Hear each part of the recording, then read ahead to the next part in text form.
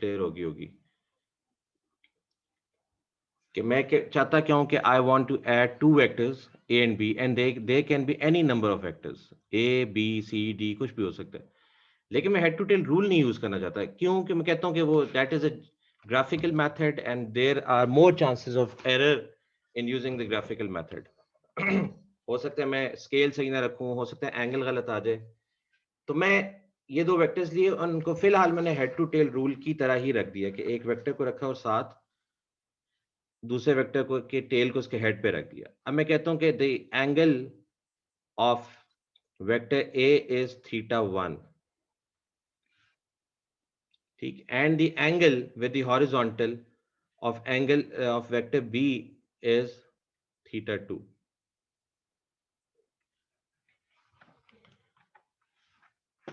अब मुझे ये तो पता है कि इनके कुछ वर्टिकल कंपोनेंट्स होंगे और कुछ हॉरिजॉन्टल कंपोनेंट्स होंगे, तो मैं ये कहता हूं कि ए का जो हॉरिजॉन्टल कंपोनेंट होगा A X, that will be A cos θ1, ठीक। The vertical component of A will be AY equal to A sin θ1। इसी तरह the horizontal component of B will be BX equal to B cos θ2। Vertical component of B will be BY equal to B sin θ2। और हम इनको draw भी कर लेते हैं। Horizontal component of ए को मैं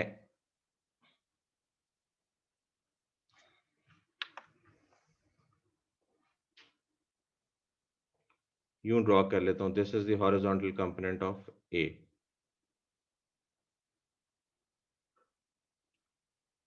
and this is the vertical component, ठीक। ये हो गया हॉरिजॉन्टल कंपोनेंट जिसको हमने कह दिया ए एक्स, और ये हो गया वर्टिकल कंपोनेंट जिसको हमने कह दिया ए वाई।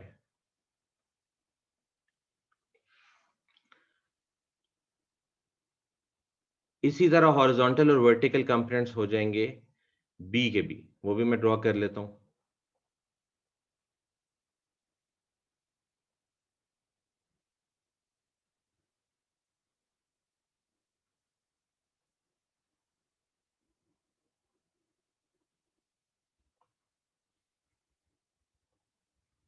ठीक है, जो हॉरिजॉन्टल कंपोनेंट है उसको मैं कह देता हूं बी एक्स,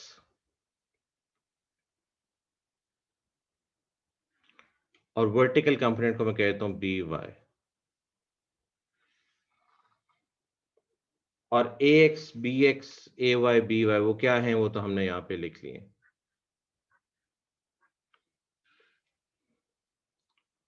ठीक, अब इस फिगर में अगर आप एक चीज देखें,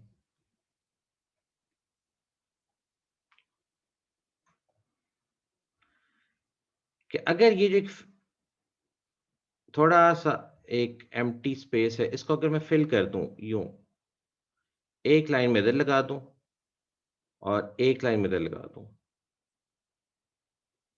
तो ये देखें कि ये जहां पे मैंने ऑरेंज लाइंस लगाई हैं यहां पे एक रेक्टेंगल कंप्लीट हो रहा है। और रेक्टेंगल में क्या होता है कि ऑपोजिट साइड्स इक्वल होती हैं, तो ए वाई की जो ऑपोजिट साइड होगी वो भी ए वाई होगी,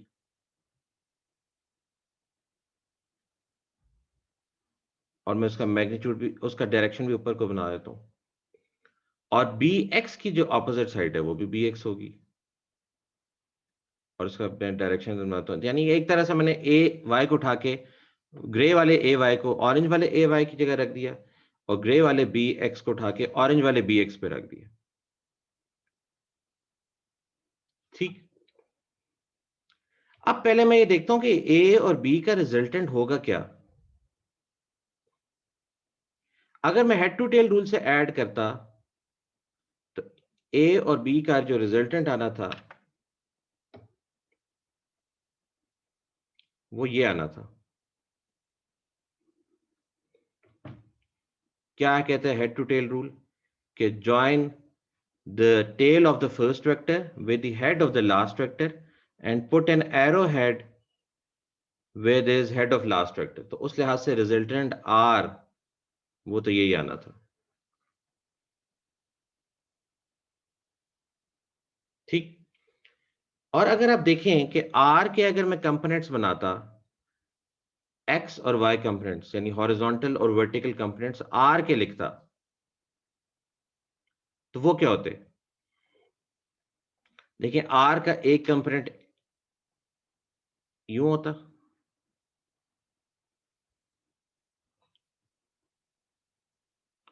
और एक यूं वर्टिकल होता।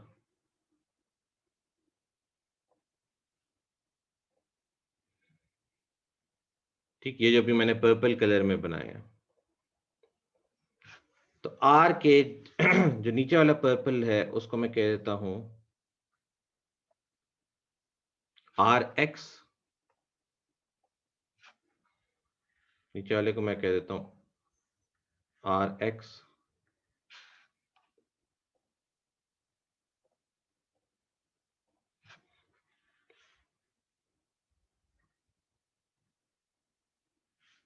ये वाला, और ये ऊपर वाले को मैं कह देता हूं आर वाई।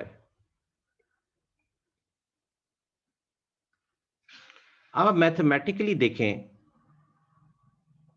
वैसे तो दो वेक्टर्स जब एक स्ट्रेट लाइन में होते हैं तो हम उनको सिंपली ऐड भी कर सकते हैं, यानी कि अगर ये ए है और ये बी है तो इनका इनका रिजल्टेंट हो जाएगा ए प्लस बी। लेकिन अगर हम वेक्टर्स की फॉर्म में ना भी कंसिडर कर रहे हो, सिर्फ एक लाइन की लेंथ हम कंसिडर करें, तब भी आर एक्स जो है वो ए एक्स और बी एक्स के इक्वल है। ऑरेंज वाला बी एक्स और ग्रे वाला ए एक्स देखें वो उसी स्ट्रेट लाइन में है, और उनका और रिजल्टेंट भी उसी, रिजल्टेंट का आर एक्स जो है वो भी उसी डायरेक्शन में। तो हम इसको फिर लिख देते हैं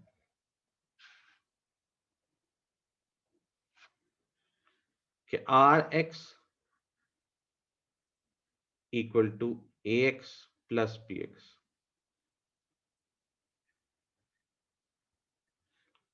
and r y equal to a Y plus B Y.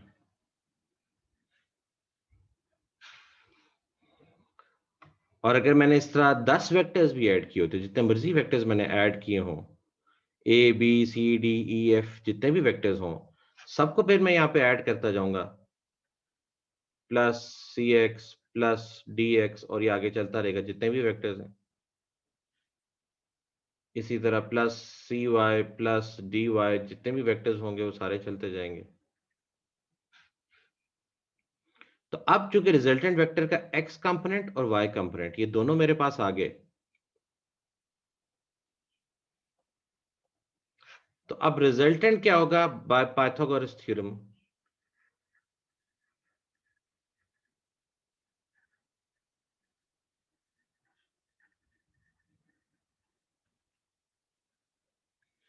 R is equal to rx square plus ry square under the root।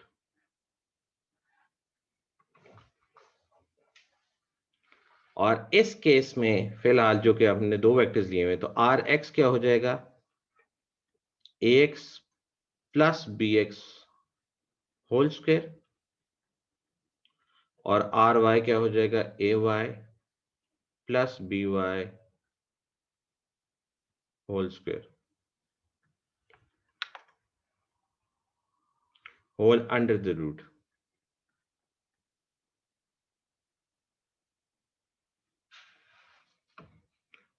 ठीक है, और इसको अब हम यूं भी लिख सकते हैं,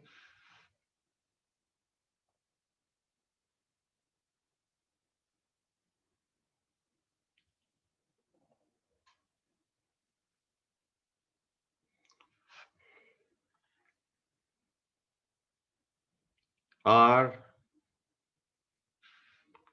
इसको किससा लिख सकते हैं, एक मिनट,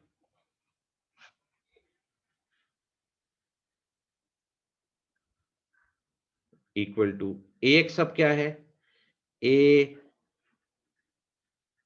cos थीटा 1, bx क्या है, b cos theta 2 whole square plus ay क्या है, a sin थीटा 1, by क्या है, b sin theta 2 whole square, और ये पूरा अंडर रूट के नीचे आ जाएगा।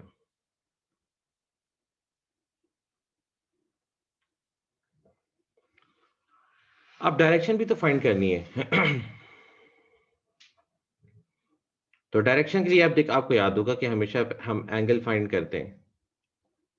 अब अगर मैं कहता हूं कि जो वेक्टर आर है रिजल्टेंट, इसका एंगल है थीटा, तो वही जैसे आप पहले कहते थे, tan थीटा क्या होता है, परपेंडिकुलर ओवर बेस, तो हो जाएगा r y over r x.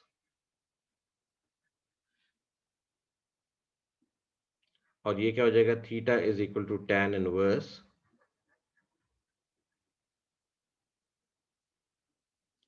Are y over r x.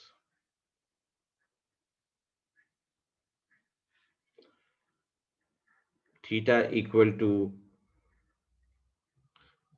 अच्छा अभी हम इसको थीटा नहीं कहते, उसकी एक वजह है, अभी इसको अभी मैं कोई और नाम दे देता हूं।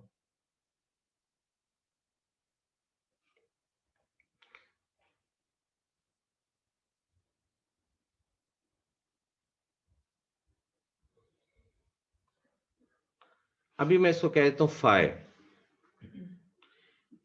वजह बताओ, क्योंकि थीटा जो एंगल होगा वो मैं लूंगा पॉजिटिव एक्स एक्सिस से। अभी फिलहाल हम इसको फाई कह देते हैं।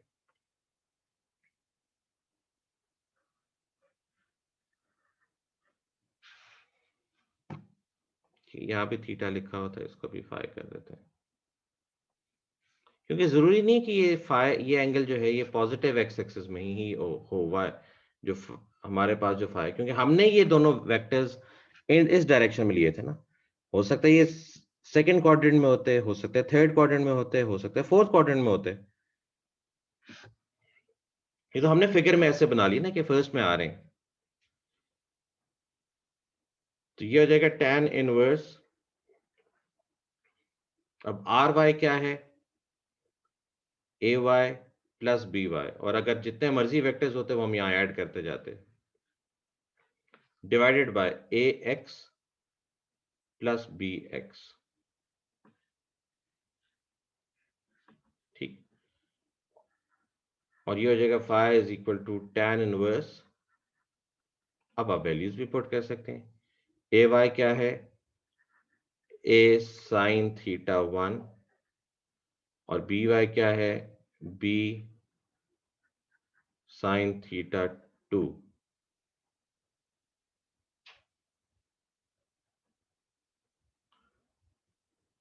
डिवाइडेड बाय ए एक्स क्या है,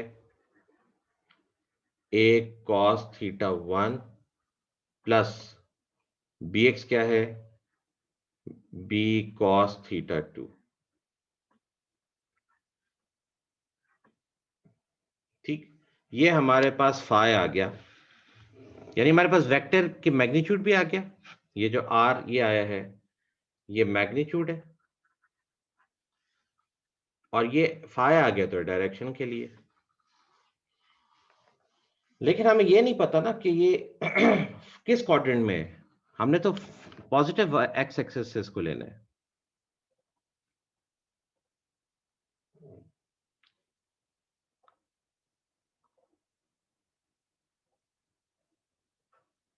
अब हम क्वाड्रेंट्स ड्रॉ करते हैं।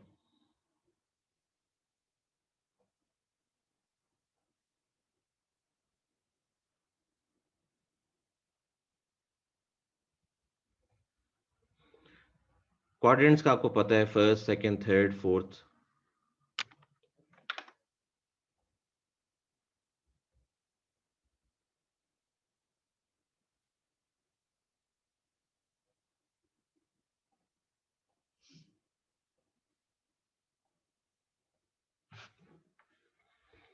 फर्स्ट क्वाड्रेंट में आपको पता है कि x भी पॉजिटिव होता है और y भी पॉजिटिव होता है। सेकेंड क्वाड्रेंट में x नेगेटिव होता है, y पॉजिटिव होता है। थर्ड क्वाड्रेंट में x भी नेगेटिव होता है, y भी नेगेटिव होता है। और फोर्थ क्वाड्रेंट में x पॉजिटिव होता है और y नेगेटिव होता है। अब जो आपका r आया है रिजल्टेंट, वो तो किसी क्वाड्रेंट में भी हो सकता है।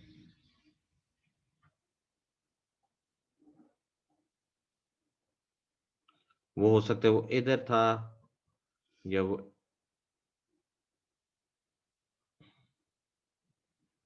इधर भी हो सकता है, या वो ऐसे भी हो सकता है, या वो ऐसे भी हो सकता है।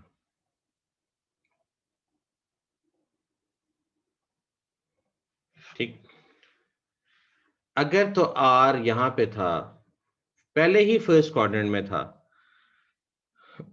यानी इसका मतलब है कि आर एक्स भी पॉजिटिव था, आर वाई भी पॉजिटिव था, तब हमें पता चलेगा ना। अगर आर एक्स और आर वाई दोनों पॉजिटिव थे तो इसका मतलब फर्स्ट क्वाड्रेंट है। फिर जो इसका फाई है वो इसका मतलब है वो थीटा ही है, यानी वो फर्स्ट क्वाड्रेंट के साथ, वो first already positive x axis के साथ ही था। अगर आर एक्स नेगेटिव आ गया और आर वाई पॉजिटिव आ गया, तो इसका मतलब फाई इधर है नेगेटिव एक्स एक्सिस के साथ। अगर आर एक्स नेगेटिव आ गया है और आर वाई भी नेगेटिव आ गया है, तो थर्ड में, और फिर इसका जो फाई है वो इधर है। और अगर आर एक्स पॉजिटिव आ गया और आर वाई नेगेटिव है, तो फिर फाई इधर है। तो फर्स्ट वाले को तो हमने डायरेक्टली थीटा के इक्वल कर लिया। अगर वो सेकेंड, थर्ड या फोर्थ क्वाड्रेंट्स में है, तो वो हम कैसे फाइंड करेंगे? अगर सेकेंड में था तो पॉजिटिव एक्स एक्सिस से ये क्या हो जाएगा, theta is equal to 180 degrees minus 180 degrees minus 5। अगर वो थर्ड क्वाड्रेंट में तो ये हो जाएगा theta, theta is equal to 180 degrees plus 5। और अगर ये फोर्थ क्वाड्रेंट में है तो अब क्या हो जाएगा, ये हो जाएगा, ये थीटा होगा। थीटा क्या हो जाएगा, 360 डिग्रीज माइनस 5, क्योंकि हमने रेफरेंस लिया हुआ है पॉजिटिव एक्स एक्सिस को, जो कि ये पॉजिटिव एक्स एक्सिस, ये रेफरेंस है ना हमारे लिए। तो हमने एंगल्स यहां से लेने होते हैं।